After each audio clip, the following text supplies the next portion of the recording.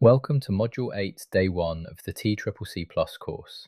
Here we cover why hypothermia matters even in warm weather, and how to prevent heat loss, and why we have moved it to third place in March. A wounded casualty gets cold even in summer from blood loss, shock, and lying still on the ground. Hypothermia turns up even in a desert. It happens when it is 35 degrees in the shade, because the blood loss makes its own cold. Even lying indoors on a heated floor, a wet and bleeding casualty will get hypothermic, and cold blood does not clot. Hypothermia and bleeding will keep making each other worse. Add exposure, heat draining into the ground while they lie still, far more than into the air, and wet clothing, and they go cold quickly. That is why, in this Nordic variant of TCCC, hypothermia sits third in the march order, rather than last, right after the airway, before you move on.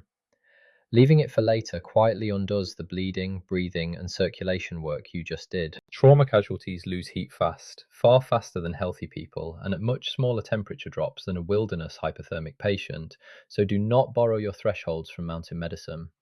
The trauma scale is shifted colder. A combat trauma casualty counts as mildly hypothermic at 36 degrees, where a healthy hiker would not until 35, and as severe below 32. The mechanism of increased bleeding can be thought of as simple chemistry. Clotting is an enzyme reaction, and it runs slower when it is cold. By the time they are shivering and pale, the clot at the bleeding site is already weaker. Cold stops the blood clotting, so they bleed more, which makes them colder still. Two things are very hard to give back once they are gone: blood and heat. Prevention is far easier than rewarming. The numbers behind the rule are stark. Around 1 in 10 civilian trauma patients already arrives at hospital cold, and in a combat hospital that figure was nearly 1 in 5. And among burn casualties that increases to about 40% who arrive already hypothermic. Most casualties who do not survive their injuries arrive already below 34 degrees, and below 32 very few survive, whatever the injury. When hypothermia stacks with the other two members of the lethal triad, acidosis and a failure to clot, mortality climbs steeply. I repeat, cold blood does not clot. These two scales illustrate the difference between civilian and combat hypothermia. The wilderness scale starts worrying in the low 30s. The trauma scale worries at 36. For trauma, 36 is already too low, so warm early. To prevent heat loss, we can start with the wet clothing because it is the biggest single win. Getting wet clothing off, or sealing a vapor barrier over it, cuts total heat loss by 20 to over 40%, more than piling blankets on top of soaked fabric ever will. Furthermore, do not strip a casualty bare for no reason. Instead, cut windows to reach a wound, treat it and recover it, rather than exposing everything at once in the wind and rain. Then insulate from the ground, block wind and rain, and cover the head. If available, consider putting active heat on the torso, the armpits first, then the chest and back, the places that carry heat to the core. Hand and foot warmers do not warm a core, they only save fingers and toes. And know that the issued foil and heat pad kit on its own is a starting layer, not the finished job. In a hard freeze, it tests dead last against insulated systems, and a casualty inside quickly gets cold, which is why you add insulation on top. A good reinforced survival blanket, small enough to carry but as warm as a medium sleeping bag, is the best passive option. 2 safety notes. Heat sources go on a layer, never on bare skin, because cold, shut-down skin burns without the casualty feeling it.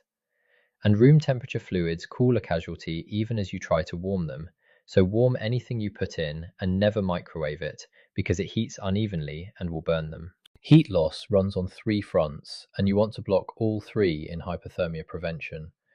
Get them off the cold ground, wrap dry insulation around them, and add an active heat source against the core.